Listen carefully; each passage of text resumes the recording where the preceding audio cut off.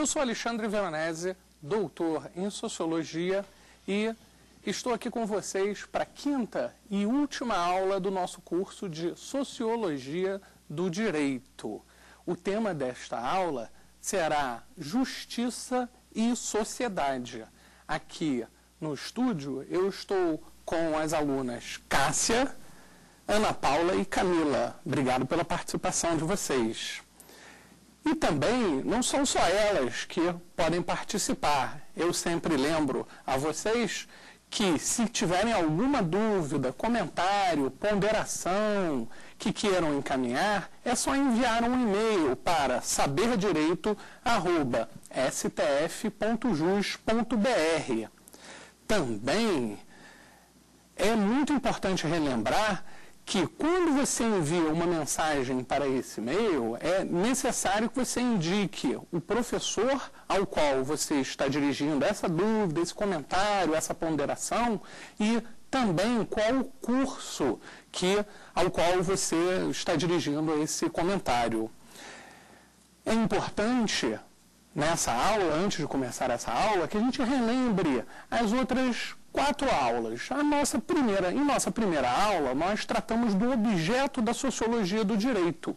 O objetivo naquela aula era apresentar uma introdução geral do tema da sociologia do direito e da sua relação com a teoria, digamos assim, tradicional do direito. A nossa segunda aula foi uma aula dedicada à teoria social clássica e a sua relação com o direito, passando pelas teorias de Marx, Durkheim e Weber. Na nossa terceira aula, nós tratamos de métodos de pesquisa em sociologia do direito. E na nossa última aula, analisamos um tema candente e contemporâneo relacionado com a judicialização da política e das relações sociais. Nessa nossa última aula, iremos tratar do tema de justiça e sociedade. Por mais que essa designação seja ampla, na verdade, o tema dessa aula se relaciona com uma pergunta específica, que obviamente se desdobra em diversas outras inquietações. Essa pergunta pode ser enunciada da seguinte forma: como são produzidos os significados jurídicos? Por mais que essa pergunta possa comportar uma resposta não só da sociologia do direito, mas e principalmente da teoria social, da teoria do direito, nós podemos visualizar que essa pergunta ela pode ser respondida pela hermenêutica jurídica ou pela teoria da interpretação do direito e ela também pode ser respondida pela sociologia do direito. Desta forma, nessa nossa última aula, nós resgatamos mais um tema que permite entrever a possibilidade de coexistência teórica da perspectiva tradicional do direito com uma perspectiva sociológica do direito, ou, relembrando conceitos, como é possível imbricar uma perspectiva interna com uma perspectiva externa do direito. Também é sempre importante frisar que o tema da justiça e sociedade, ele se espraia para uma questão institucional e, nesse ponto, é absolutamente relevante entender ou rememorar que em aulas passadas nós enunciamos ou trabalhamos com o conceito de que o direito ele pode ser meio de avanço, de reivindicação, ele pode ser visto como uma espada, nesse sentido, ou ele pode ser entendido como um escudo, como um mecanismo de estabilização ou de institucionalização de perspectivas políticas, ou seja, de estabilização daquilo que foi decidido pelo processo político e social em instituições jurídicas. Todavia, essa produção de significados e de estabilidades, ela é um pouco mais complexa do que inicialmente nós poderíamos entrever.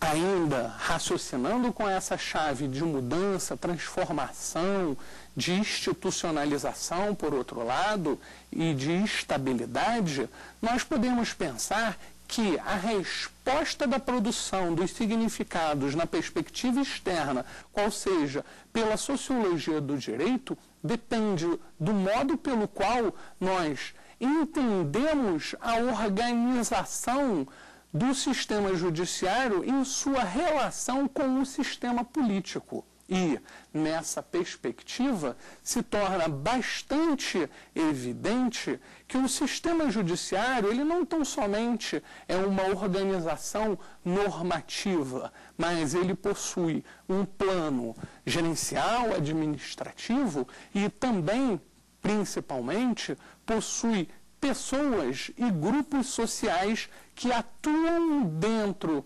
desse sistema gerencial e administrativo para a produção de significados dotados de normatividade. Seria como pensar que a produção de um determinado conceito ou a resolução de determinada dúvida ou determinado conflito específico, que essa solução ela é diretamente relacionada não só e tão somente com a organização do sistema, mas também com a forma pelo qual são organizadas as corporações ou os grupos sociais que atuam dentro do âmbito do direito. E isso nos traz um tema bastante relevante dentro da agenda contemporânea da pesquisa do direito, que é a identificação ou a descrição de quem são esses atores coletivamente considerados e como eles operam ou como eles atuam dentro desse mundo social específico do direito. Um exemplo de pesquisa nessa chave é o trabalho do professor Luiz Werneck Viana, Corpo e Alma da Magistratura Brasileira, que teve, inclusive, patrocinado pela Associação dos Magistrados Brasileiros, uma atualização bastante recente. Nesse estudo amplo, que se designa como um survey, ou seja, um survey por questionários, onde são remetidos questionários a todos os membros daquela população que se busca investigar, quase como se fazendo um censo daqueles membros daquela carreira ou daquele grupo social específico. Por meio desse estudo foi possível chegar a alguns diagnósticos acerca de quem eram, o que pensavam e, principalmente, quais alterações tal perfil de atores poderia entrever, ou como poderíamos entrever as alterações recentes no sistema judiciário, no sistema político contemporâneo, a partir do perfil desses atores. As respostas, elas não focalizavam tão somente em dados como idade e gênero, mas também origem social e, muito interessante, crenças partilhadas por aquele grupo. Esse mesmo estudo foi reproduzido, essa mesma lógica de estudo, foi reproduzida para outros diversos grupos que atuam dentro do sistema judiciário. Advogados, delegados, promotores, e a partir defensores, e a partir disso foi possível construir diversos diagnósticos, ou é possível construir diversos diagnósticos que são muito mais ricos acerca do que é, na verdade, o sistema judiciário, do que a mera descrição das normas que o organizam. Isso não quer dizer que a descrição ou a compreensão das normas estruturantes que organizam o sistema judiciário a partir da Constituição e dos diplomas legais, sejam os diplomas administrativos estruturantes, seja mesmo do processo civil, que regula os procedimentos internos do processo, ou seja, isso não quer dizer que o estudo dessas normas seja passível de você possa desprezar o estudo dessas normas, mas, ao contrário, o que é relevante é localizar a possibilidade de que a possibilidade de se justapor ou de se imbricar esses dois campos, esses dois objetos de estudo que aparentemente parecem tão distintos, mas que, todavia, permitem formar um quadro analítico riquíssimo e, principalmente, o que pode ter serventia para diversas outras proposições ou inovações. Para relembrar, na aula passada eu mencionei como poderíamos utilizar a ideia de Roberto Mangabeira Unger de uma inovação institucional, criativa, ou seja, a partir de diagnósticos, a partir do conhecimento, não tão somente das normas, mas principalmente da realidade social, no contexto, ou seja, no entorno dessas normas e da sua apropriação social, do seu uso, não só pela máquina judiciária ou pelos atores no judiciário, a partir dessa compreensão rica é possível se romper uma perspectiva dogmática que evitaria ou que dificultaria a imaginação de inovações institucionais não pensadas. Esse tipo de perspectiva relacionada a inovações institucionais, ele pode ser visto também como a possibilidade de que a sociologia forneça um quadro analítico e uma metodologia adequada para que seja compreendida a realidade de um outro país de tal sorte que qualquer aclimatação institucional de alguma inovação estrangeira, exógena, se torne mais fácil ou pelo menos menos dificultada do que ocorre usualmente. Agora, não basta tão somente pensarmos na produção desses significados ou na dificuldade, ou na verdade na organização interna dessas corporações em si consideradas. O interessante, resgatando um conceito já enunciado da dicotomia existente entre um direito em ação e um direito nos livros, ou seja, de um law in books e um law in action, ou seja, a partir dessa dicotomia, é interessante pensar que a compreensão sociológica ela pode facilitar a interpretação de uma determinada dinâmica. E, a partir dessa dinâmica, é possível entender como essas corporações se relacionam entre si e, principalmente, como ela se organiza hierarquicamente. Nesse quesito, é bastante relevante relembrar de um artigo muito rico, produzido por Pierre Bourdieu, traduzido como o campo jurídico.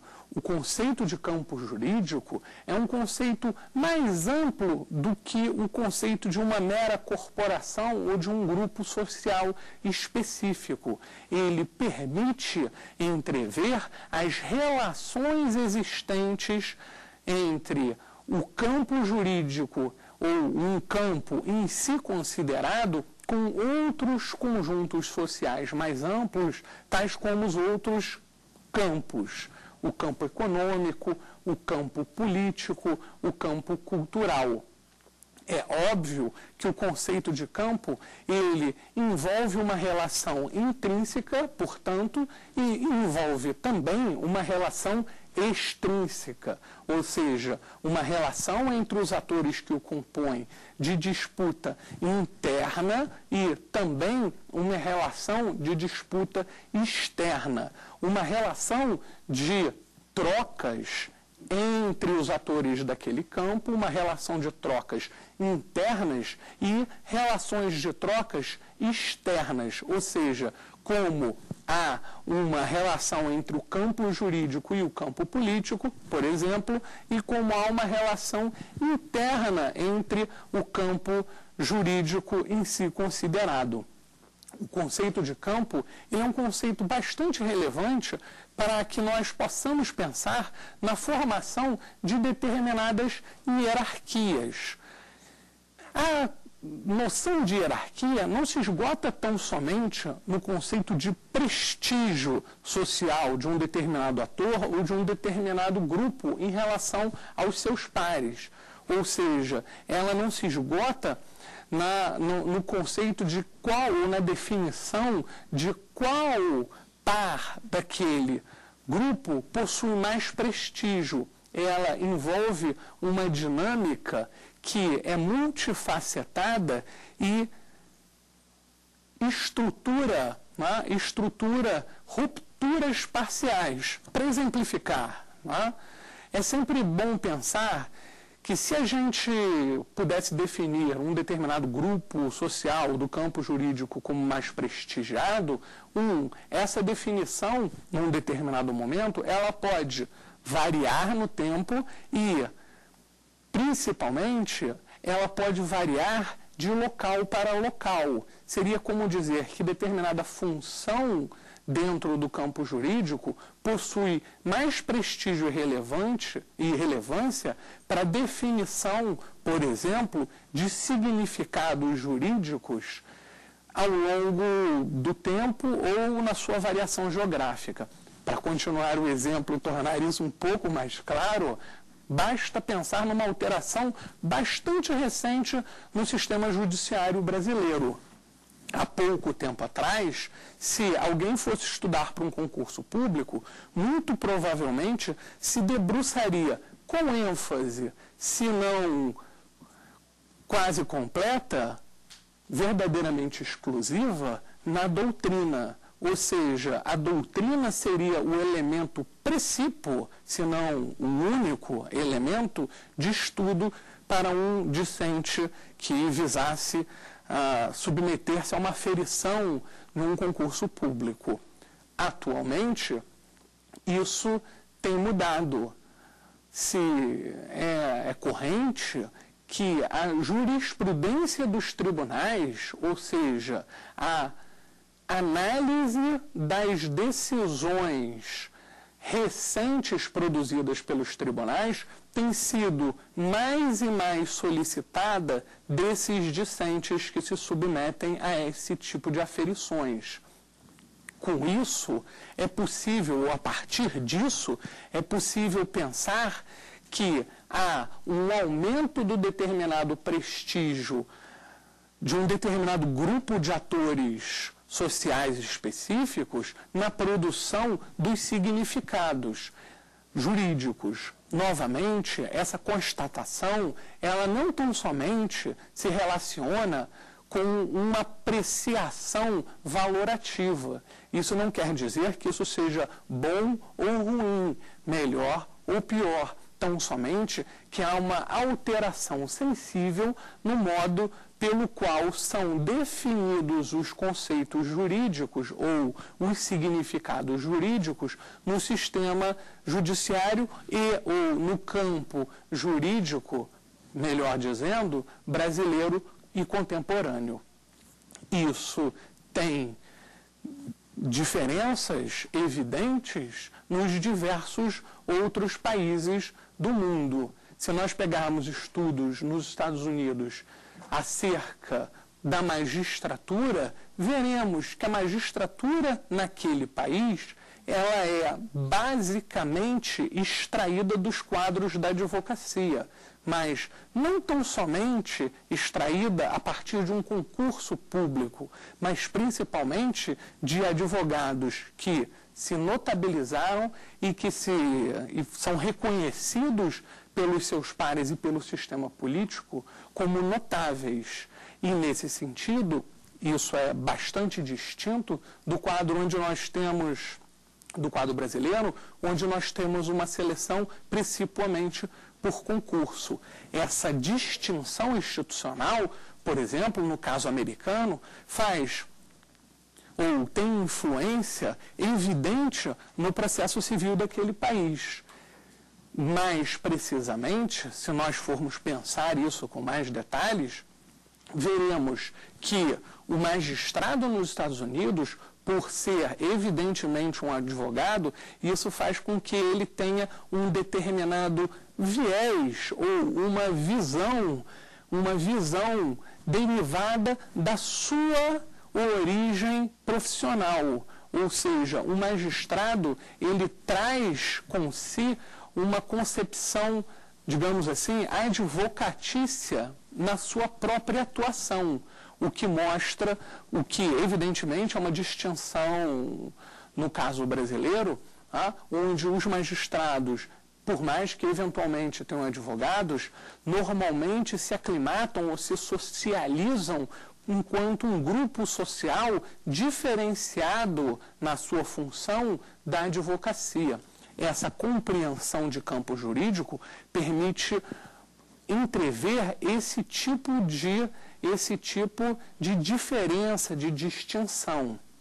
É a partir desse tipo de diferença e de distinção que o quadro analítico externo demonstra muito mais riqueza, ou permite mostrar muito mais riqueza analítica quando nós pensamos, por exemplo, no processo civil. Pensar um processo civil, tal como está sendo pensado hoje no Brasil, com a proposição de um novo Código de Processo, pensar um processo civil não levando em consideração as distinções, as peculiaridades culturais que formam ou que conformam a nossa tradição, pode fazer com que eventualmente seja erguida uma base radicalmente distinta, ou de difícil aclimatação. Ainda, se pensamos, na verdade, na importação de determinados institutos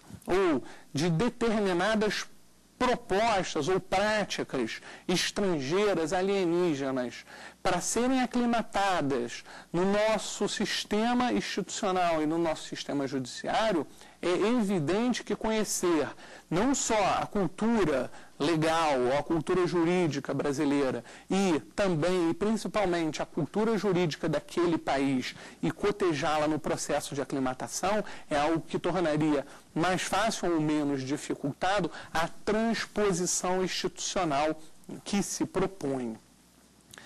Voltando ainda, se nós pensamos no campo jurídico como um sistema ou como um modelo teórico que permite entrever as relações entre os atores internos com também os outros campos, ou seja, as relações externas, é bastante relevante pensar que a sociologia do direito também fornece ou também forneceu e tem fornecido estudos interessantes acerca do simbólico e acerca das percepções de justiça. Como eu mencionei numa aula anterior, muitas vezes nós podemos entender um conflito ou a busca pela resolução de um conflito não tão somente como uma perseguição objetiva de um resultado desejado, ou seja, não tão somente como a reparação de um dano ou a indenização por um dano sofrido. Nós podemos pensar também na resolução desse conflito como um meio de reparação simbólica. Esse meio de reparação simbólica, ele pode ser visualizado ao passo em que um dos em que o reclamante, muitas vezes, ele pretende, ao mínimo, ou ele se satisfaz, ao mínimo, com o fato de ser ouvido e ter a sua demanda apreciada por alguém que ele considera autorizado a repará-lo. Ou seja, imaginando que aquele magistrado, ao momento em que diga você tem razão, ao passo em que o outro litigante não tem razão, que tão somente o fato de ter recebido essa reparação simbólica já bastaria, essa solução, ou adjudicação da razão em si própria já bastaria, não sendo necessária a indenização. Porém, essa dimensão simbólica, ela exige uma compreensão dinâmica acerca da cultura do direito e, nessa perspectiva, não da cultura ou de como se produz justiça numa chave interna, tal como a do campo jurídico, mas numa perspectiva dos atores que utilizam o sistema judiciário. Esse tipo de estudo inovador ainda não tem sido feito no Brasil à larga, ou seja, grandes pesquisas sobre quem é o usuário da justiça, o que ele busca, como ele busca e quais são os seus objetivos.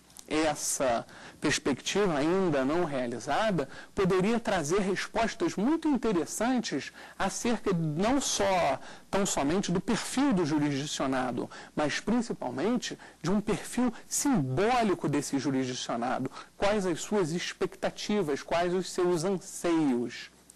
Existe já no Brasil um estudo relevante acerca de um índice de confiança no judiciário. Esse índice de confiança é um primeiro caminho apontado em direção a esse objetivo, entender algo que tem sido pouco esclarecido acerca da relação existente entre o sistema judiciário e a sociedade que o utiliza. Um outro caminho para entender esse mesmo fenômeno ou para buscar respostas que pudessem aclarar esse fenômeno seria conhecer com um pouco mais de detalhes quem são e o que pensam os advogados. Ou seja, quem são esses que operam, quem são esses atores sociais que operam como intermediários dessas demandas específicas, das demandas dos jurisdicionados, das partes, em relação ao sistema judiciário. Esse tipo de estudo permitiria entrever, permitiria observar, não tão somente a perspectiva desses atores sociais, mas também e principalmente permitiria, por uma análise reflexa, localizar como se dá a relação entre eles e aqueles que eles representam. Esse gênero de estudos tem cada vez mais ocupado a agenda contemporânea da sociologia do direito. Ou seja, os estudos, como eu mencionei numa aula passada, os estudos empíricos de quem são os atores, ou seja, quem são aqueles que, na verdade, transformam os pressupostos normativos abstratos. Se nós pensarmos no conceito de uma norma ou de uma regra, ela, na verdade, é uma regra de aplicação abstrata. Ela, na verdade, em verdade, só se torna concreta, ela só se torna apreendida quando ela é utilizada num caso concreto e, numa perspectiva mais interessante, quando ela é interpretada e utilizada em ações sociais por atores. Seria como dizer que a norma jurídica em si, considerada conceitualmente abstrata, ela não existe. a norma jurídica, ela só existe no momento em que ela é entendida e no momento em que há a sua utilização enquanto meio para uma ação social assim considerada. Seria como pensar, né, a partir da teoria weberiana, uma teoria da ação social, que as ações sociais elas podem se dar com base em diversas motivações. Existem diversos motivos e diversas razões para que as pessoas ajam. Da mesma maneira, nós podemos dizer que existem nessa chave N interpretações possíveis da utilização de uma norma jurídica como meio de legitimação de uma ação social. Todavia, no momento em que um conflito emerge, ou seja, quando uma ação social, por exemplo, uma ação social na verdade, uma ação social praticada por mim com base numa determinada interpretação, quando ela colide com o interesse de outro, necessariamente a resolução desse conflito para aferir até que ponto a minha ação foi legítima ou ilegítima, feriu ou não o direito de outrem, ela vai ter que ser definida a partir de um sistema. E esse sistema pode ser compreendido como um sistema judiciário. O sistema judiciário também funciona, nesse aspecto, como um definidor de resultados e de interpretações acerca do que sejam as normas num caso considerado e específico. Voltando para o tema que mencionava antes, do conflito ou da situação contemporânea desse estudante de direito que antigamente tinha que se debruçar, né, sobre a doutrina e que atualmente começa a ter que cada vez mais compreender a jurisprudência e ler os informativos, mesmo do advogado, que também precisa estar atualizado com a jurisprudência dos tribunais. A mudança sensível em relação ao período anterior e ao período atual é que os significados derivados ou extraídos de casos concretos, de casos específicos, vêm sendo dotados de generalidade e abstração e portados quase como se normas jurídicas fossem. Por mais que, obviamente, eles não sejam tais significados, tais resultados, não sejam propriamente normas legais, eles ganham uma força de legitimidade dentro do conflito judiciário, inclusive a partir da própria cognição. Quando nós pensamos em mecanismos tais como o da repercussão geral, quando nós pensamos em mecanismos tais como o dos recursos representativos da controvérsia, mesmo quando nós pensamos, né, na inovação havida no processo em meados do século XX, com a introdução das súmulas, por obra teórica do ministro Vitor Nunes Leal, quando nós pensamos nesses instrumentos, nós não estamos pensando em sucedâneos necessários de normas legais, mas pelo menos estamos pensando em alguns equivalentes ou meios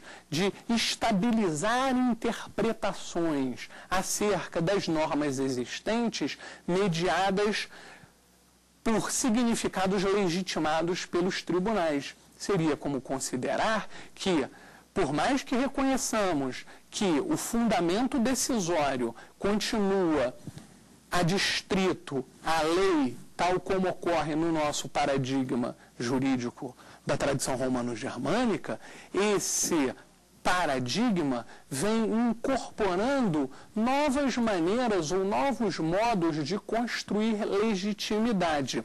Até que ponto essa construção, que nós poderíamos considerar como uma construção razoavelmente recente, até que ponto essa construção ela é decorrente, ou ela é derivada, ou ela é relacionada com a mudança do perfil da magistratura no Brasil.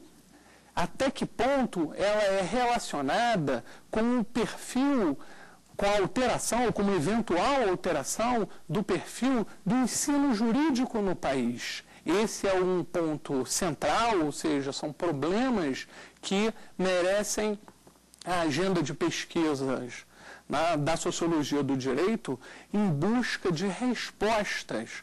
Tais respostas, como nós vimos nas aulas anteriores, nunca são propriamente unívocas. Não existe uma única resposta, principalmente no momento em que a ciência está sendo produzida, não existe tão somente uma única resposta.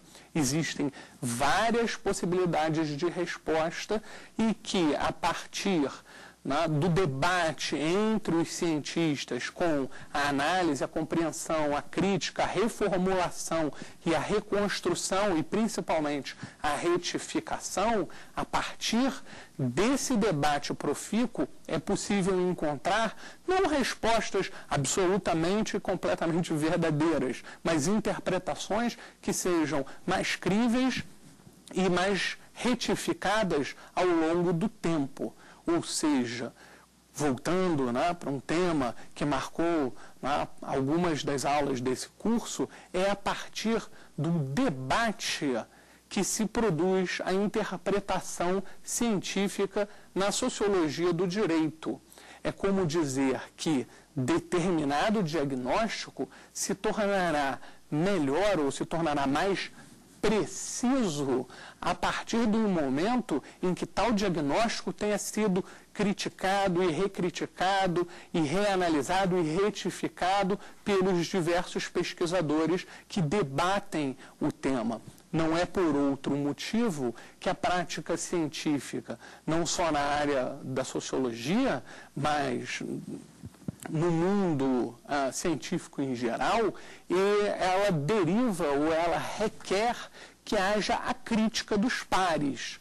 Se alguém submete resultados de pesquisa, não tão somente opiniões, mas dados coletados e analisados e aferidos com novidade para um periódico, esse produto, esse artigo submetido, ele tem que ser criticado e analisado por dois revisores, denominados de pares. Essa noção de revisão de pares é que permite que seja mantido um determinado nível de legitimidade em relação àquilo que é publicado. É óbvio que tal sistema não permite, em absoluto, que não ocorram equívocos. Todavia, é evidente que um produto que foi lido, aferido, criticado e analisado por mais pessoas, que tal produto tem a possibilidade de ser algum produto ele pode ser mais confiável do que tão somente um produto derivado da produção individual e autárquica, isolada de um pesquisador. Para a gente pensar nisso, imagine que você está construindo o seu trabalho de monografia, o seu trabalho de conclusão de curso. Numa monografia, o que seria melhor? Ter como fonte um artigo que foi lido, criticado, retificado, alterado por pares reconhecidamente acadêmicos de boas práticas e, finalmente, publicado num repositório que é reconhecido como qualificado, ou um material que contenha uma opinião que tão somente é derivada da produção autárquica e isolada de um pesquisador. Essa é a distinção em buscar uma fonte na internet que não venha de um repositório qualificado, que não venha de uma revista indexada, e compará-la com aquela fonte, com aquela pesquisa que deriva, na verdade, de um relatório que foi criticado, analisado, eventualmente refeito, reconstruído num processo de revisão ou de debate dentro da comunidade científica. A área de direito, ela cada vez mais começa a se aproximar dessas práticas, que são as práticas correntes no mundo científico mundial, ou seja, de que para que se produza ciência social, é necessário que haja crítica, debate e retificação. Como a gente pode ver, né, desse exemplo, existe um sistema, ou existem sempre sistemas sociais para definição das legitimidades, ou seja, para definir o que é mais legítimo e o que é menos legítimo. O mesmo paralelo, guardado as devidas proporções, a gente poderia dizer que esse paralelo foi realizado, né, entre um campo científico, né, e o campo jurídico. No campo jurídico ele também ocorre. Um outro bom exemplo, resgatando a nossa segunda aula sobre teoria social clássica, no capítulo de sociologia do direito, quando Weber pensa nos sistemas de definição do direito, ele leva em conta a organização dos atores, ou seja, a sua divisão funcional, mas um outro ponto, né, interessante é localizar que Weber identificava na tradição ocidental um formalismo crescente. E a partir desse formalismo crescente, ele podia traçar um diagnóstico de uma maior racionalização na produção dos enunciados e dos conceitos jurídicos na tradição ocidental. Essa tradição, ela não derivava tão somente, né, das necessidades econômicas. Ela derivava de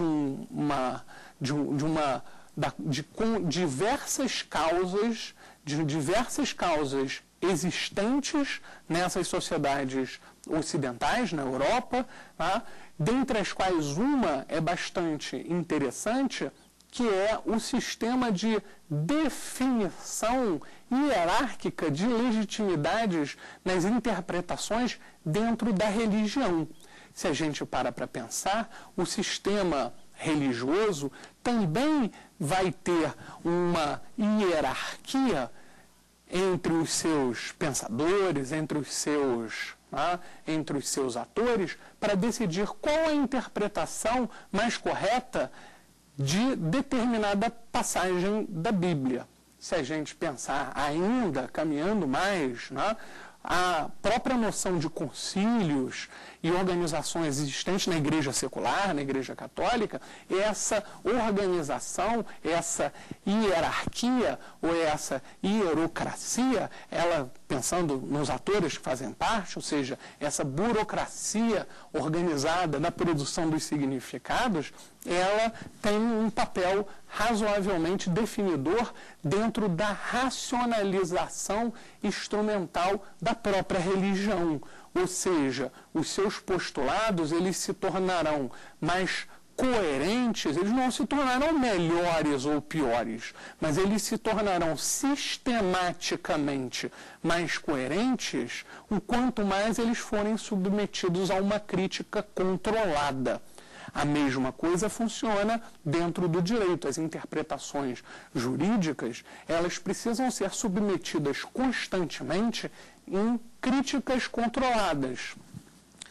Para pensar um último problema relacionado a isso, e resgatando também um último ponto, né, derivado de uma aula anterior, na verdade da primeira aula, quando nós falamos das novas fontes produtoras de direito, derivadas de um pluralismo, e pensamos no direito comunitário, eventualmente no direito das agências, pensamos também no direito, o direito comunitário entendido como um direito internacional, ou seja, produzido da comunidade, no nosso caso, por exemplo, um direito derivado do Mercosul, no caso da União Europeia, há autores que falam inclusive de um direito administrativo comunitário, porque a União Europeia se organiza como uma burocracia e produz, há de se falar inclusive num direito constitucional, por mais que não haja Constituição, mas um direito constitucional derivado dos tribunais europeus, ou seja, de como os tribunais europeus aplicam a Carta de Direitos da Comunidade Europeia.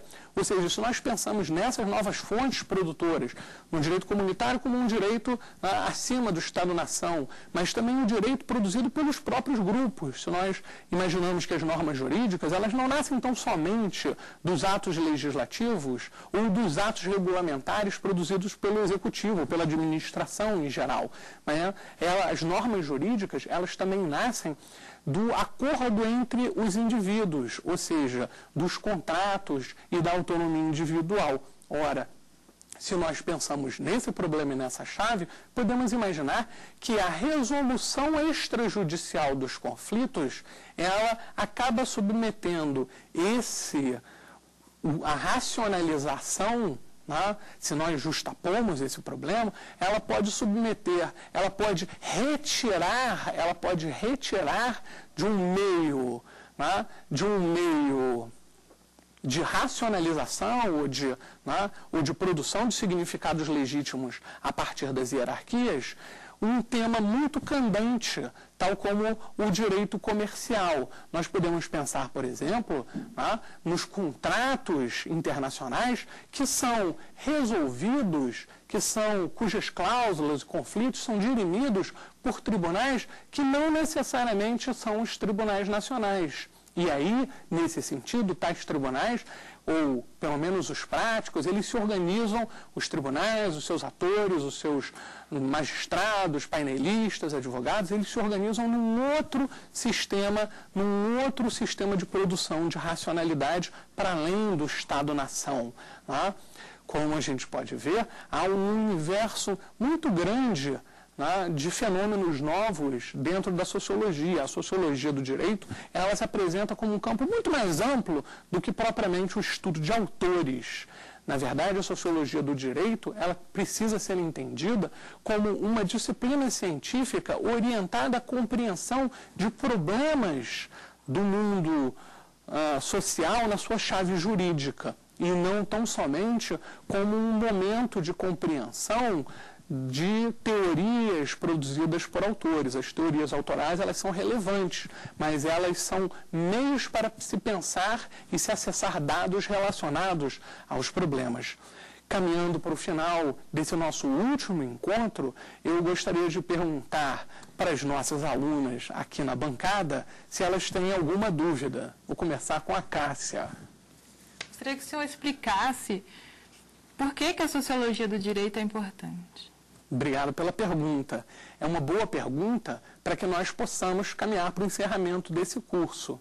A sociologia do direito, ela não é tão somente importante enquanto uma disciplina formativa. Certamente, ela possui essa relevância, qual seja, formar o discente com uma dinâmica para além da mera compreensão das instituições dogmaticamente organizadas, ou seja, se ultrapassar o ensino meramente manualesco, mas ela também tem uma disciplina, ela tem uma função muito maior do que isso. Ela é um campo científico que permite e cuja interlocução com os estudos jurídicos mais tradicionais permite que nós pensemos problemas atuais, candentes, relevantes do sistema jurídico contemporâneo. E, principalmente, que nós possamos entender esses problemas do sistema jurídico brasileiro, por exemplo, não só em si considerado, mas também numa chave comparativa, comparada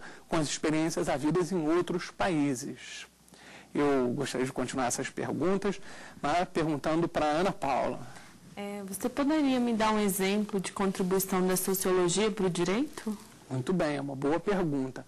Um bom exemplo, eu mencionei também numa aula passada, é a formação de uma teoria do direito que seja relacionada com o contexto, qual seja, entender principalmente que a compreensão e, certamente, a deliberação, a decisão judicial, que ela não pode tão somente estar aferida a pressupostos normativos pressupostos normativos estritos. Um exemplo que eu mencionei, extraído do livro do Perelman, era a noção de uma proibição de estacionar no parque. Ora, se nós pensamos essa norma de forma absoluta, sem comportar exceções, inclusive para se tornar uma norma jurídica num sentido clássico, ou seja, dotada de sanção, que passar com o veículo no parque seria algo que ensejaria uma multa e um reboque, quem sabe a apreensão da carteira desse motorista. Se a gente pensa isso de uma forma absoluta, nós chegamos a um problema. Nós, na prática, podemos nos deparar com o problema de alguém passar mal nesse parque e ser vedada a entrada de uma ambulância necessária para socorrê-lo. Então, a gente vê que a sociologia do direito, aí derivada, não só na jurisprudência sociológica à vida nos Estados Unidos, ocorrida na virada, ocorrida no século XIX, mas também a escola do direito livre na Alemanha, por mais que elas sejam criticáveis, sejam escolas criticáveis contemporaneamente, elas desenvolveram, ou elas permitiram, elas possibilitaram com que a teoria do direito também, ela chegasse a novos paradigmas interpretativos acerca da necessidade de uma relativa flexibilização para que as interpretações judiciárias na nossa tradição, na tradição ocidental, não fossem completamente distantes do entorno. Já caminhando para o final, obrigado pela pergunta da Camila, da Ana Paula e da Cássia, pela participação da Camila também. Eu gostaria de fazer um resumo dessa aula. Nós trabalhamos com um tema amplíssimo que eu denominei de justiça e sociedade. O ponto central era tentar identificar a necessidade de compreender não tão somente as instituições ou as normas jurídicas estabilizadas do ponto de vista legal, mas principalmente que entender o sistema judiciário, ou para entender um sistema judiciário, é necessário que nós entendamos quem são os atores que o operam, mas que atuam dentro desse sistema judiciário e também, e principalmente, o entorno existente em relação a esse sistema judiciário. E, a partir disso, podemos trabalhar com o conceito de campo jurídico de Pierre Bourdieu e diversos outros conceitos correlatos. Quem tiver alguma dúvida, pode encaminhar um e-mail para o endereço saberdireito@stf.jus.br. É sempre bom relembrar a necessidade de que essa mensagem contenha o nome do professor ao qual a pergunta, o comentário, a ponderação, a inquietação é dirigida e também o curso ao qual essa missiva é dirigida. Se você quiser rever não só essa aula, mas outras aulas do curso de Sociologia do Direito ou de outros cursos da família Saber Direito, basta que você acesse o endereço www.youtube.com/saberdireitoaula, tudo junto. Também convido a que você acesse a internet e busque os outros programas da família Saber Direito, nos endereços www.youtube.com/saberdireito-responde e www.com/saberdireito-debate. Eu agradeço muito o interesse por esse curso de Sociologia do Direito. Muito obrigado.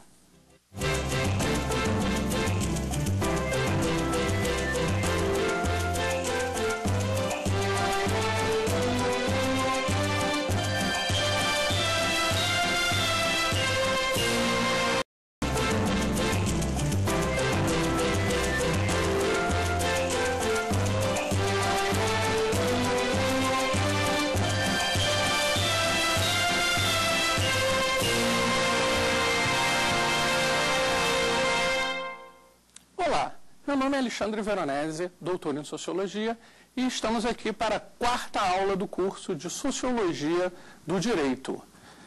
Nas aulas anteriores, nós vimos o objeto geral da Sociologia do Direito, ou seja, o que essa disciplina estuda. Também vimos algumas informações acerca da teoria social clássica do direito e também tratamos de métodos de pesquisa em sociologia do direito. Eu estou aqui no estúdio com a Vivian, com a Ana Paula e com a Camila, que vão acompanhar essa nossa quarta aula.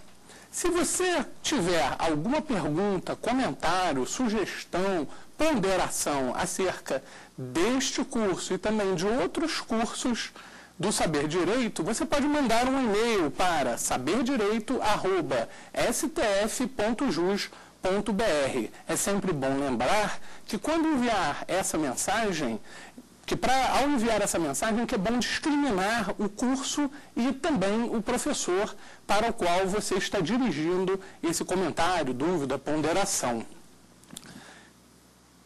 Muito bem. Hoje a nossa aula será sobre judicialização e sociologia. Essa quarta aula, na verdade, tem o objetivo de trazer alguma temática que recentemente vem sendo estudada com bastante afinco e difusão dentro das ciências sociais no país. Esse termo, judicialização, ele se tornou, ou ele foi notabilizado pelos estudos do professor Luiz Werneck Viana e também por outros autores, mas principalmente esse autor. Num primeiro momento, esse termo, que era relacionado com uma compreensão das transformações pelas quais as democracias ocidentais vinham passando, esse termo ele foi apropriado de uma forma, digamos assim, geral pelo senso comum e tem aparecido na imprensa para designar basicamente o seguinte fenômeno: quando um determinado tipo de conflito, que antes era resolvido pela via política, ou por uma autocomposição social, ou mesmo que não era resolvido, um conflito que permanecia latente no âmbito da sociedade, esse tipo de conflito ele começa a ser absorvido pelo sistema judiciário.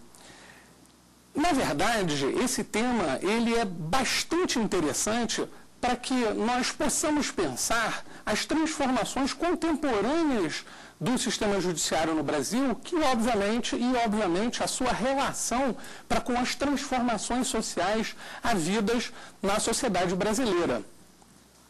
Nos primeiros estudos que se debruçaram sobre esse tema da transformação contemporânea, da relação entre direito e sociedade, esses primeiros estudos, eles focalizavam democracias ocidentais na década de 80 e na década de 90.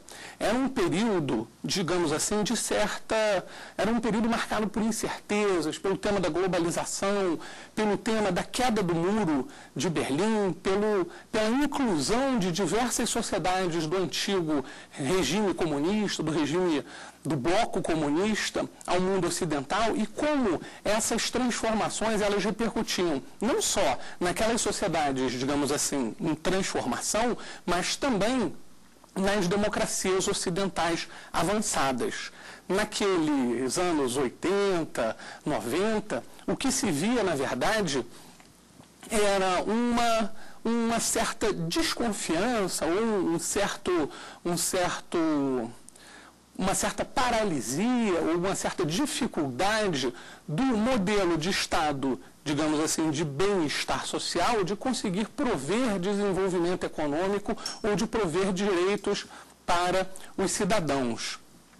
No caso dos países da América Latina, especificamente no caso do Brasil, a gente também conseguia localizar mudanças bastante expressivas. Uma mudança bastante expressiva e evidente da década de 80 foi a liberalização pela qual a sociedade brasileira ficou marcada. Se nós pensarmos nessa liberalização, nós poderíamos localizá-la não somente numa perspectiva econômica, tal qual o termo liberalismo usualmente ele é apreendido, mas também numa chave de uma liberalização política. E essas transformações, tanto no campo da economia, tanto quanto no campo da política, evidentemente, no caso do Brasil, pela abertura, digamos, democrática, ela repercutiu na formação de um novo marco jurídico, muito evidente pela Constituição de 1988. Essa Constituição, que é marcadamente considerada como uma Constituição de terceira geração, essa Constituição continha e contém determinadas provisões normativas que são denominadas de garantista, ou seja, que são relacionadas com a difusão e ampliação de direitos, não só direitos individuais, mas também direitos coletivos e direitos sociais à larga. Essa mudança, obviamente, consolidada, como nós vimos nas outras aulas, o direito, ele tende a ser um meio de estabilização de transformações e de mudanças. Essas mudanças, elas ensejaram uma alteração bastante profunda, não só no caso brasileiro, mas no mundo como um todo. Era um período de graves e profundas transformações. Se nós voltarmos, ou enfocarmos essas alterações no plano brasileiro, o que nós vimos, e nesse aspecto Boaventura de Souza Santos, num texto exemplar denominado Os Tribunais nas Sociedades Contemporâneas, que vem a ser o primeiro capítulo de um grande estudo realizado em Portugal sobre as transformações do judiciário português, Boaventura localizou que o judiciário vinha tendo um papel mais relevante na vida política daquele país e, obviamente, do mundo. Os estudos sociológicos, politológicos sobre o poder judiciário e a sua relação com o sistema político ampliaram ou cresceram em quantidade. No caso do Brasil, esses estudos essa problemática, ela se tornou notável com esse estudo do professor Luiz Werneck Viana, denominado a judicialização da política e das relações sociais. Numa chave científica, esse termo visava explicar, não tão somente porque um conflito é absorvido pelo judiciário quando ele era tratado antes por outras searas da vida social e econômica, mas também e principalmente como esse tipo de conflito era apropriado de um ponto de vista simbólico. Um elemento relacionado é uma determinada difusão na cultura dos direitos. E aí entendido como uma difusão e ampliação da lógica intrínseca do direito, qual seja, da lógica relacionada aos procedimentos rigorosamente observados. É como se nós pudéssemos pensar numa difusão do conceito de devido processo legal para searas onde, usualmente, ele ainda não fazia parte. Por exemplo, tal como no processo político.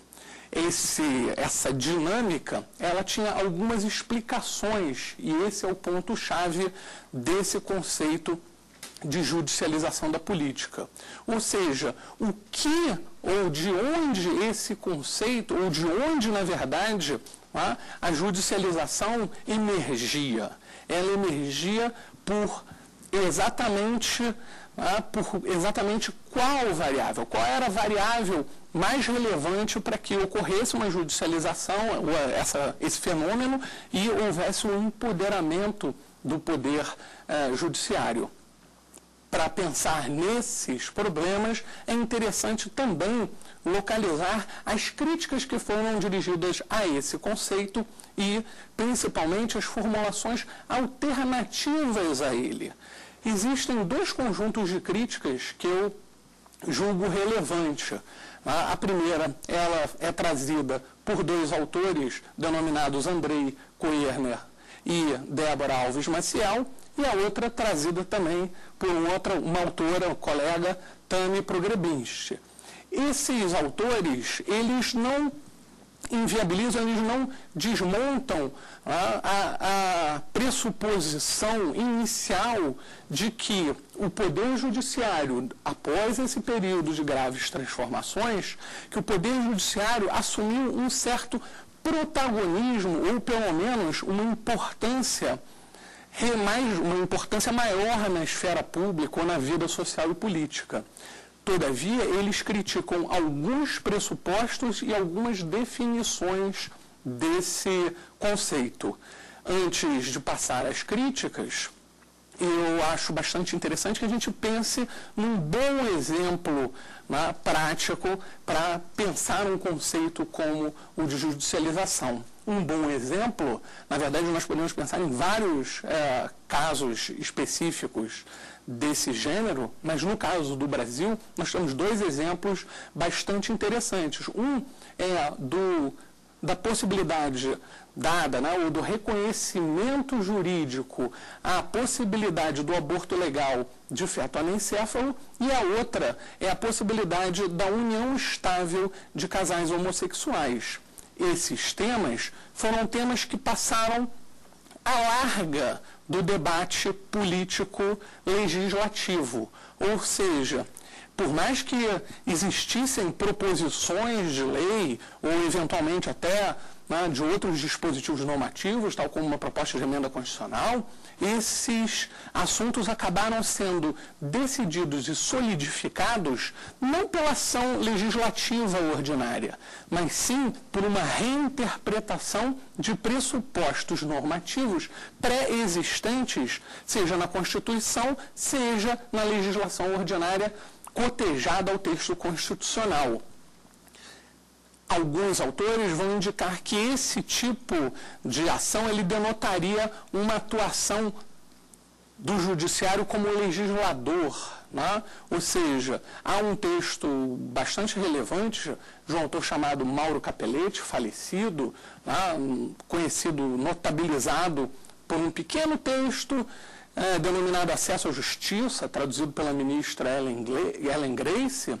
Esse autor, o Mauro Capelletti, ele tem um outro pequeno texto também, denominado Juízes Legisladores, e o Mauro Capelletti localizava na década de 70 mais ou menos esse problema, ou seja, estariam, na verdade, os legisladores, ao interpretar dispositivos legais e, mais ainda, ao interpretar dispositivos jurídicos ou normas jurídicas de textura aberta, dando significados que não eram significados, produzindo significados e, consequentemente, produzindo resultados que não eram necessariamente aqueles resultados pensados inicialmente no processo legislativo.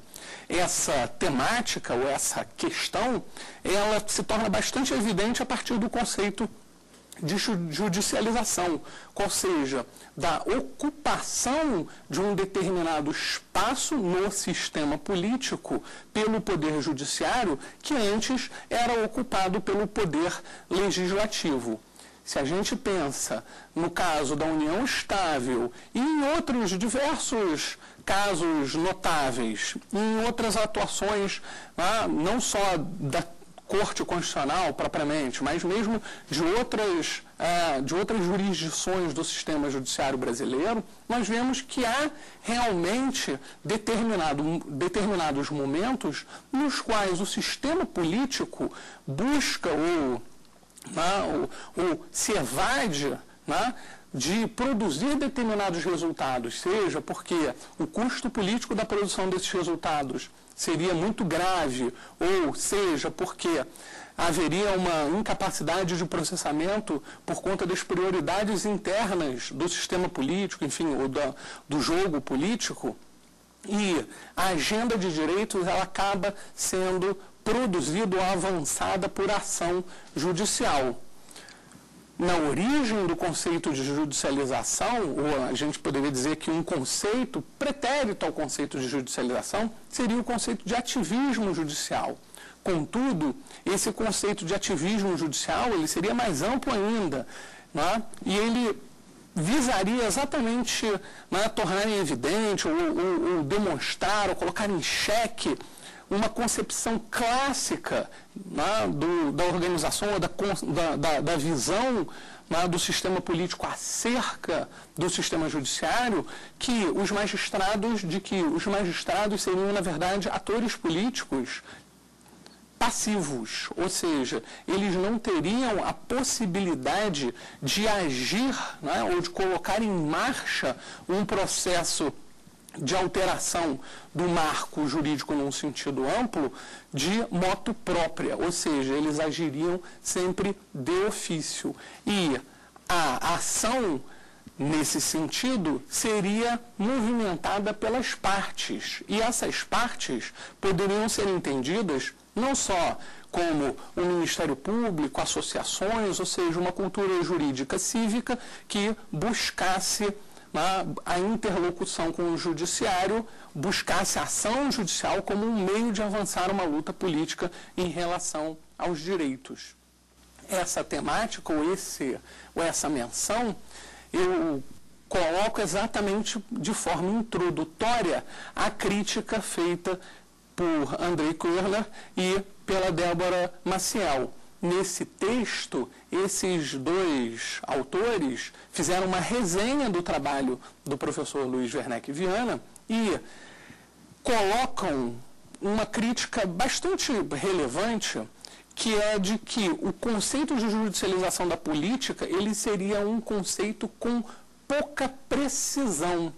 Como nós vimos nas aulas anteriores, a sociologia do direito, como um ramo da sociologia geral, ela busca a produção de postulados ou de enunciados a partir do cotejar de dados coletados e interpretados a partir de teorias. Ou seja, a crítica central do Andrei e da Débora é de que o conceito de judicialização, ele possui tal amplitude que ele poderia designar fenômenos muito diversos, e o que seria ruim do ponto de vista teórico, ou seja, que tal conceito não teria a precisão e o rigor conceitual para designar exatamente o que se propunha. Ele explicaria, nesse sentido, muitas coisas ao mesmo tempo, e ao passo em que a pretensão de explicar diversos fenômenos com diversas variáveis, diversas causas, com tal pretensão ou tal largura, esse conceito ele perderia bastante do seu significado.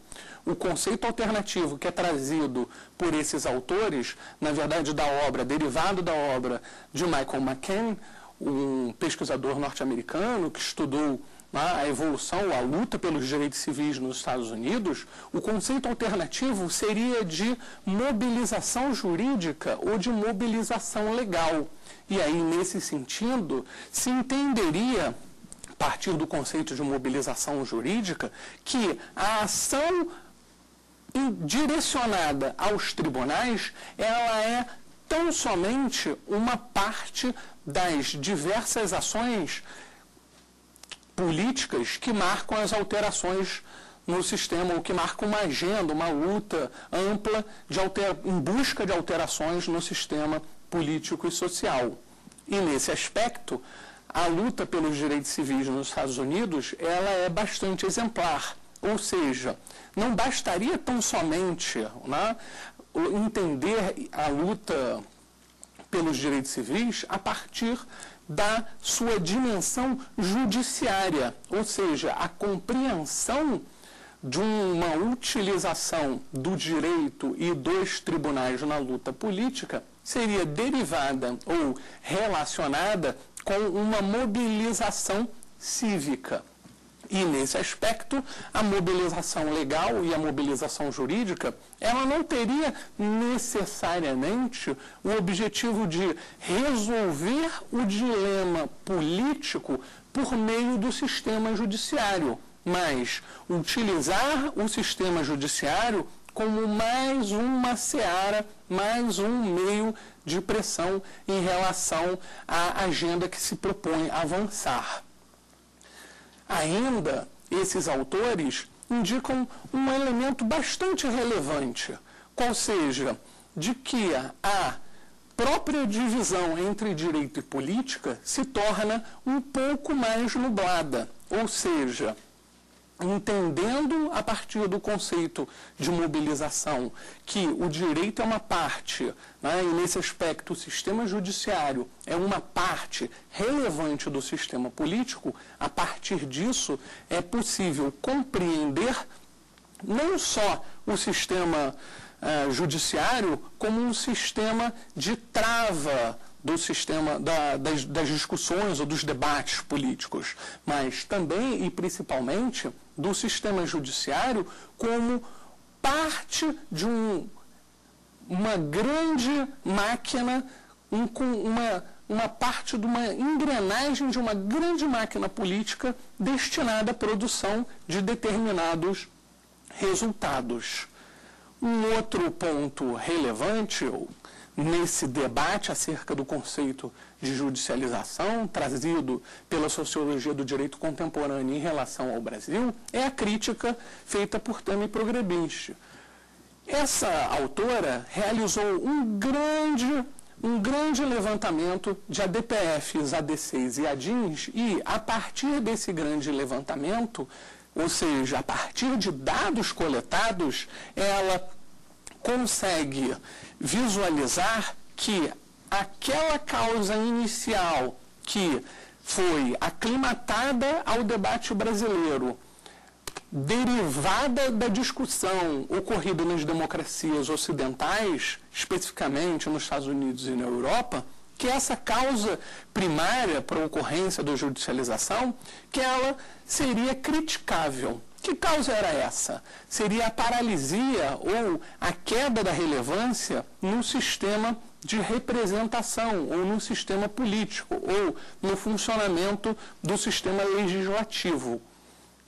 Para essa autora, a partir desses dados, o Poder Judiciário no Brasil, ele muito pouco interferiu no processo político. Ele tão somente teria intervido no processo político de modo menor, né, ou de uma maneira deferente, como se costuma dizer, mesmo na área de direito. Para ela, na verdade, o Poder Legislativo continuava produzindo, sem grandes transtornos, as suas deliberações, as suas discussões, e a atuação do Poder Judiciário no sentido de inviabilizar ou mesmo de viabilizar a produção de uma determinada norma jurídica, que essa ação era uma ação pontual e excepcional. Essa crítica possui uma razoável relevância.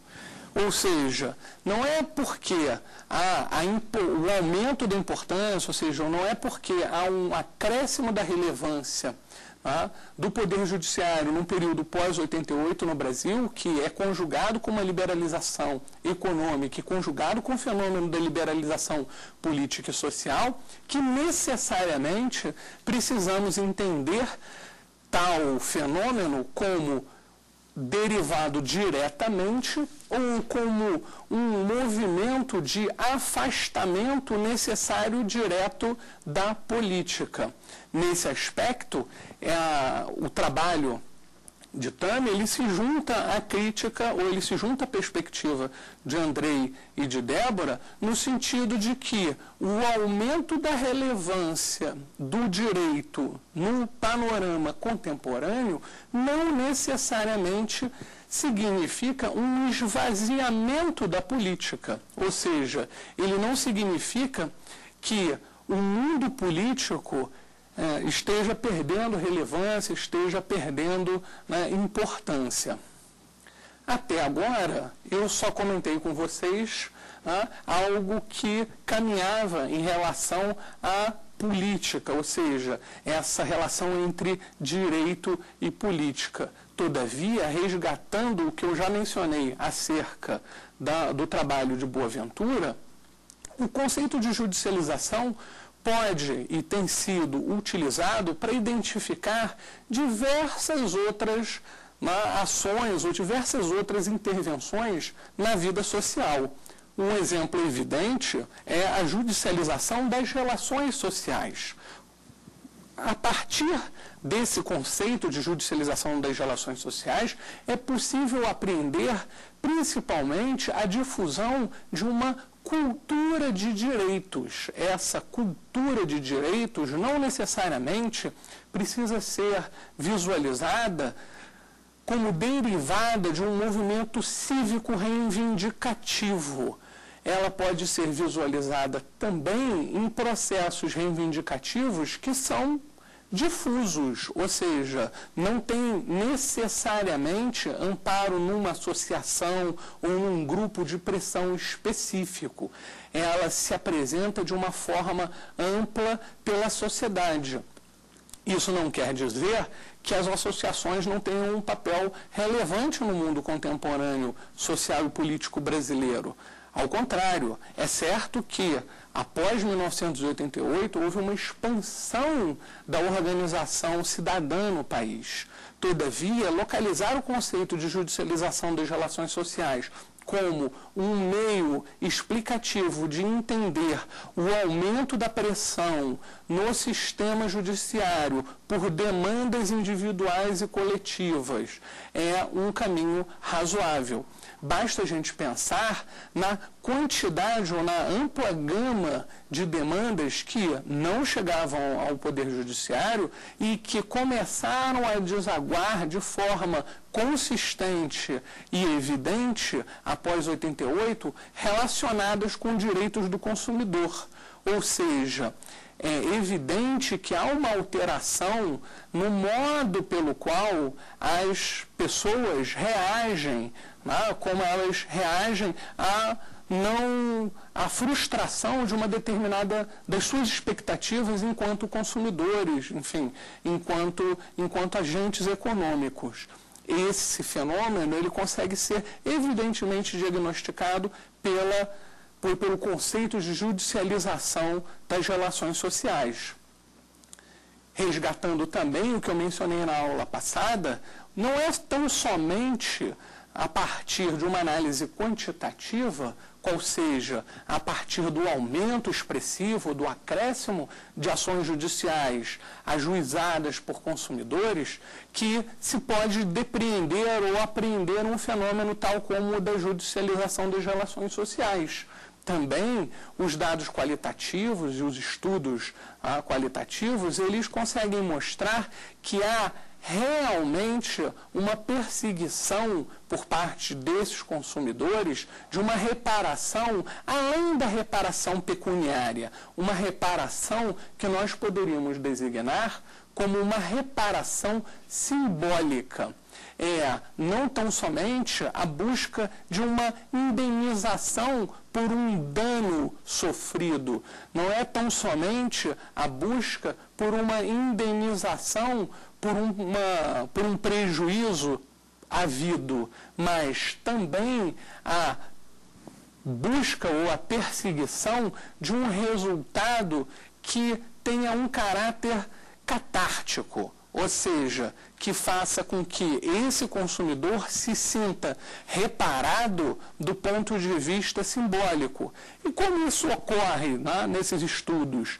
Tão somente pelo reconhecimento, muitas vezes, pela possibilidade de expor o problema diretamente numa audiência de conciliação, sem a necessidade de que haja uma tradução direta e imediata de um advogado dos seus sentimentos. Esse tipo de informação ou esse tipo de dado, ele não é apreendido pelos estudos quantitativos. Ele é apreendido a partir de estudos qualitativos e de observação acerca dos próprios procedimentos de resolução de conflitos. Novamente, continuando em relação a essa observação desses conflitos de consumidor, nós temos estudos bastante interessantes que demonstram que esse procedimento, que se tornou, na verdade, o canal principal, a gente poderia mencionar assim, o estuário da recepção dessa insurgência de demandas, que são os juizados especiais cíveis, os antigos juizados de pequenas causas, que essa jurisdição específica, ela também tem se relacionado, ela tem sido construída, ela tem sido reconstruída no Brasil de uma forma bastante interessante. Os juizados especiais, eles são trazidos no Brasil, são trazidos ao Brasil por estudos que visavam aclimatar dentro do nosso sistema algo que era considerado como bem-sucedido no âmbito dos Estados Unidos. Naquele país, essa jurisdição era denominada como Small Claims Courts, ou seja, tribunais de pequenas causas. Esses tribunais de pequenas causas, eles visavam, eles buscavam produzir uma justiça que fosse mais célere, que fosse menos formalizada, menos ritualizada e também que fosse mais acessível, mais barata. E o objetivo dos produtores, ou enfim, daqueles que propunham essas políticas públicas para o Brasil, era a recepção desse tipo de jurisdição, simplificada, de modo a que fosse garantido, amplificado o acesso à justiça no país. Esse tema, esse problema, ele acaba sendo absorvido, e isso é detectado nesses estudos qualitativos, basicamente formados pela observação do funcionamento de juizados especiais, por uma cultura que ela é fortemente marcada por um formalismo procedimental. Ora, se a ideia era construir um sistema de resolução que fosse mais rápido, mais célere, menos amarrado, o que se vê a partir das informações coletadas, a partir de estudos qualitativos, é que mesmo conciliadores, mesmo os serventuários, eles acabam por uma questão de formação ou por uma questão de cultura jurídica, eles acabam trazendo determinados rigores procedimentais que inicialmente não seriam pensados ou não seriam desejáveis, o que acaba transformando esses juizados especiais não mais em juizados especiais como um meio de informalizar a justiça, mas sim numa jurisdição de uma outra forma, mas ainda um tipo de jurisdição, ou seja, marcada pelo rigorismo, marcada pelas petições e pela ritualística que, em princípio, não faria parte daquela proposta. Isso mostra também um outro campo de estudos bastante relevante e que é conexo a todo esse entorno, ou seja, o estudo da cultura jurídica de um determinado país como um meio para se pensar não só a aclimatação de institutos, mas também para repensar as políticas públicas existentes. É a partir desse tipo de estudos que conjugam a análise de dados com um bom arsenal teórico que é possível, de onde é possível extrair explicações que seriam bastante úteis, bastante relevantes para a formulação de novas políticas públicas ou para se repensar políticas públicas pré-existentes. Uma nota bastante relevante é a consideração de Roberto Mangabeira-Unger, professor de Harvard, que foi ministro de Estado no Brasil, acerca da necessidade de se pensar livremente, ou pelo menos no mais do possível, de forma razoavelmente livre, inovações institucionais.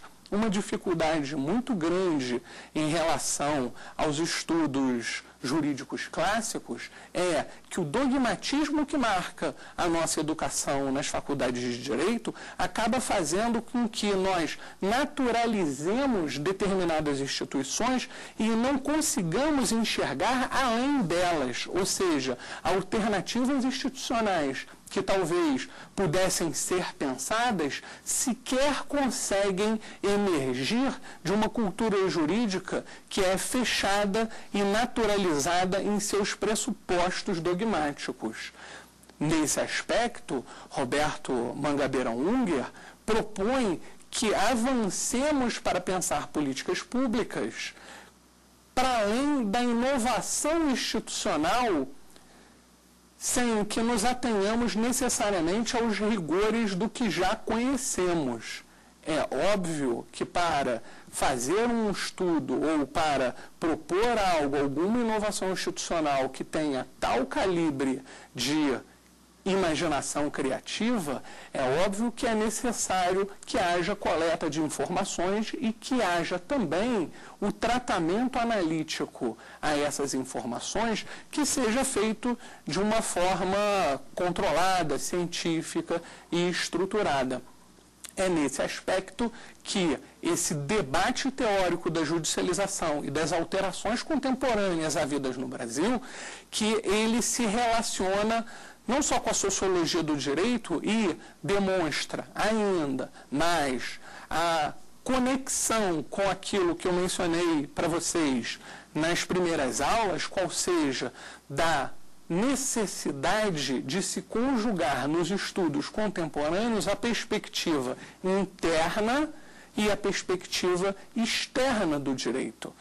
Essa perspectiva interna, relembrando, seria o debate intrínseco à racionalidade do direito, ou seja, seria a possibilidade de se compreender a formação dos conceitos jurídicos a partir do debate existente entre os próprios juristas, ou seja, como esses juristas produzem determinados significados expressos na forma de conceitos, utilizando o seu linguajar e a sua precisão conceitual própria.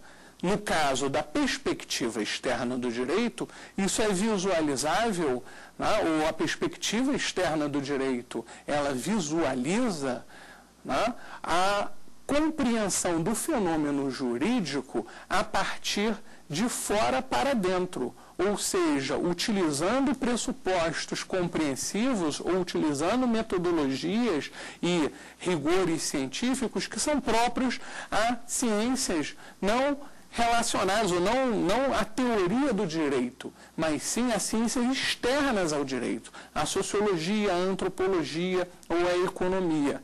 E nessa chave, utilizando principalmente a coleta de dados controlados como um meio de entender não o debate jurídico no seu prisma interno, ou seja, como os juristas num debate entre eles produzem determinados significados, mas principalmente como esse processo de deliberação ocorre de uma forma mais ampla.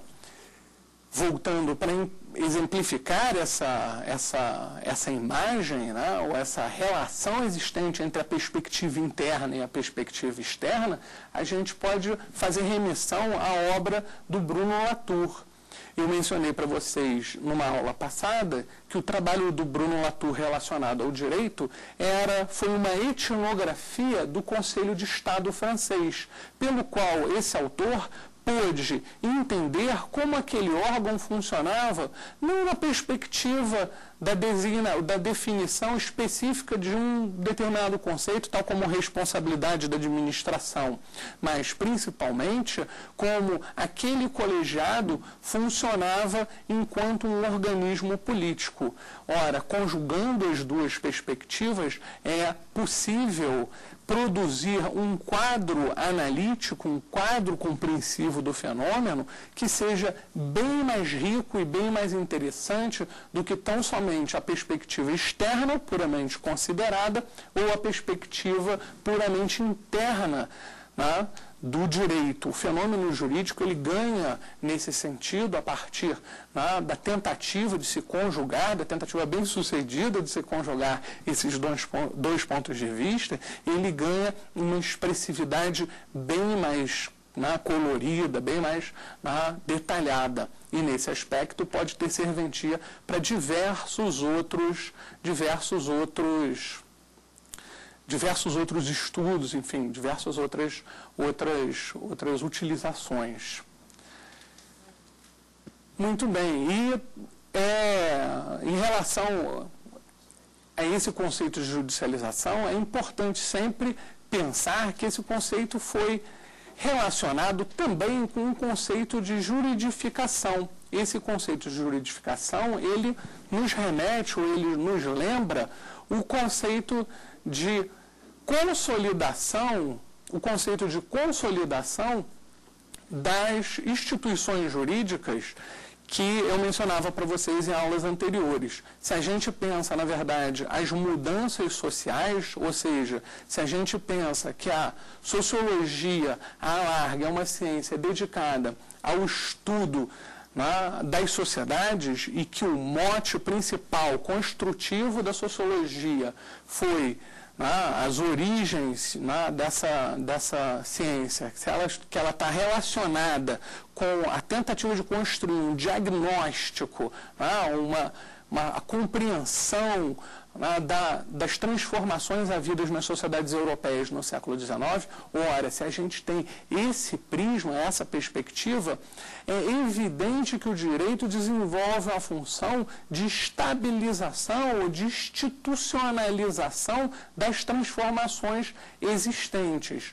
Para pegar uma imagem bastante rica, o direito nesse aspecto, ele acaba servindo tanto justapondo, né, ou considerando o que eu já mencionei antes, né, nessa aula, o direito acaba funcionando, em parte, como espada para avançar agendas reivindicativas, para avançar, né, a luta por avanços sociais, etc., mas também acaba funcionando como escudo, ou seja, há uma dimensão que é intrínseca ao sistema jurídico de ser uma arena na qual se coadunam dinâmicas, por um lado, progressistas e dinâmicas que, por outro lado, acabam sendo conservadoras.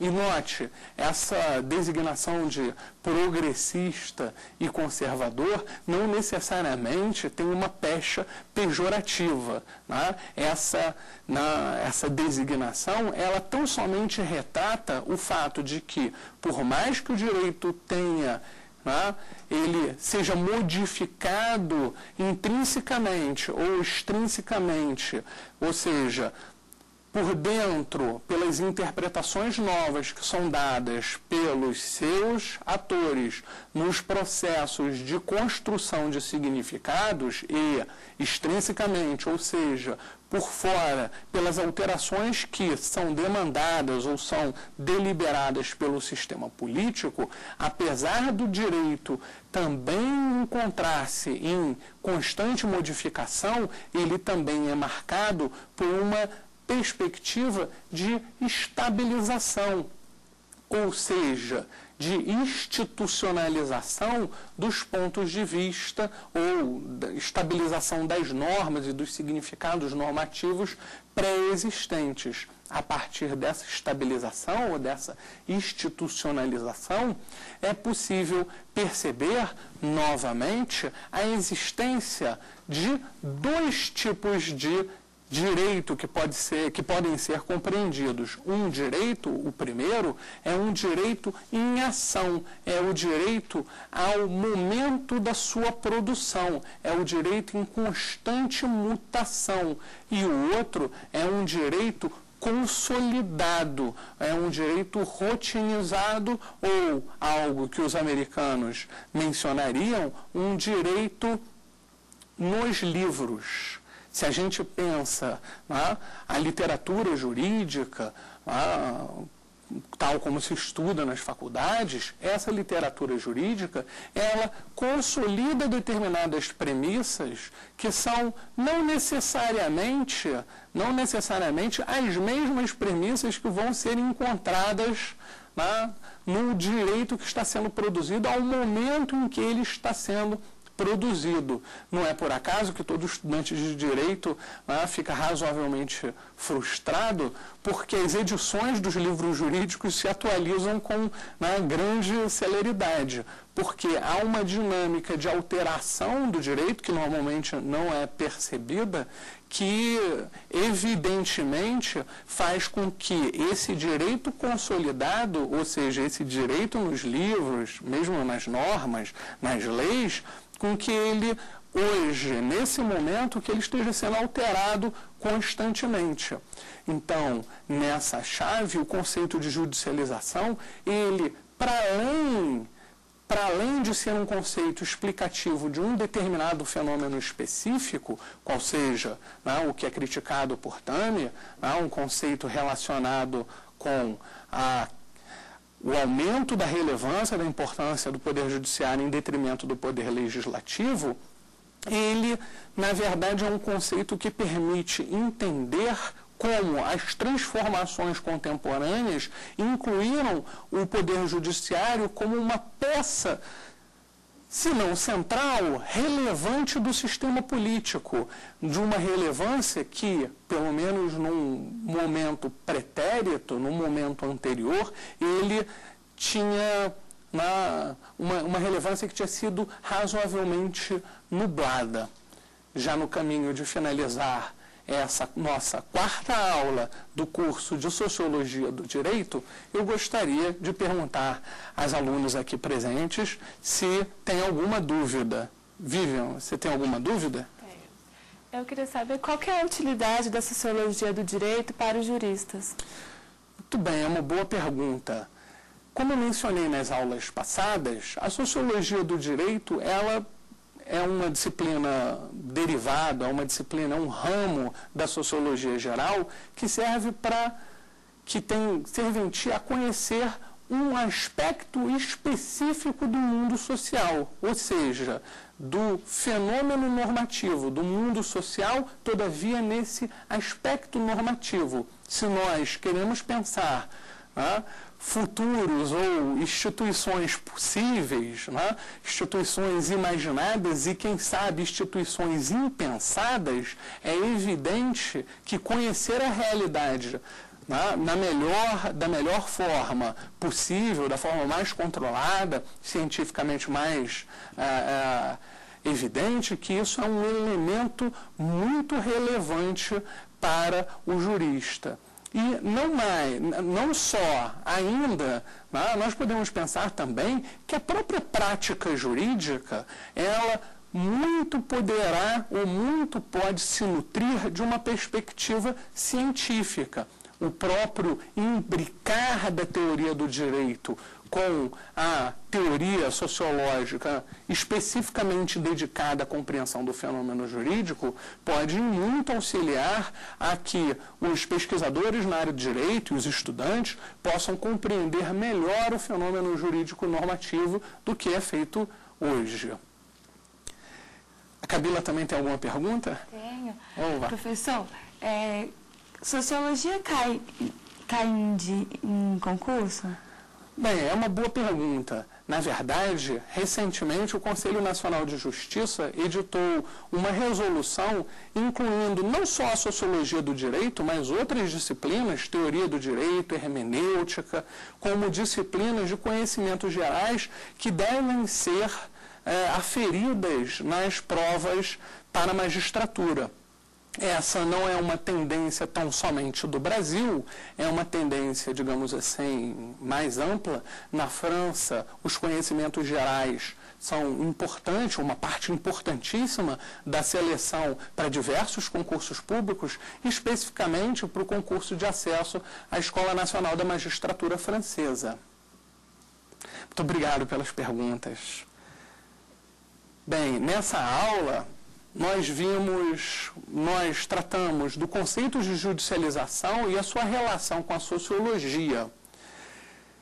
Bem, se você tiver alguma dúvida ou uma ponderação, uma questão, um comentário, você pode mandar um e-mail para saberdireito@stf.jus.br. Ainda, se você quiser rever essa aula e outras aulas, não só do curso de Sociologia do Direito, mas de outros cursos, basta acessar o endereço www.youtube.com/saberdireitoaula. Também convidamos que você acesse o site do Saber Direito para buscar outros produtos da família Saber Direito, nos endereços www.youtube.com/saberdireitoresponde ou www.youtube.com/saberdireitodebate. Convido ainda para a próxima aula, a última aula deste curso de Sociologia do Direito, e agradeço. Muito obrigado.